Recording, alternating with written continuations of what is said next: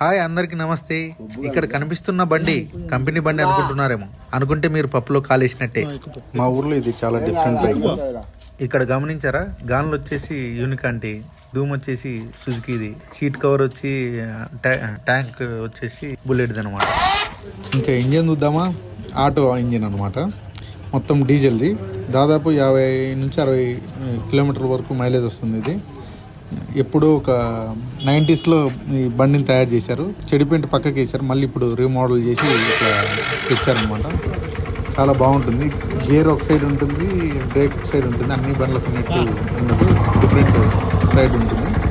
ఈ బండి తోలాలంటే కొద్దిగా కన్ఫ్యూజన్ ఉంటుంది. అందుకే చూడండి, ఆడ నేను గేర్ ఒక సైడ్ ఉంది, ఆపోజిట్ సైడ్లో ఉంది కాబట్టి కొద్దిగా అలవాటు కావాలి బండిని తోలాలంటే.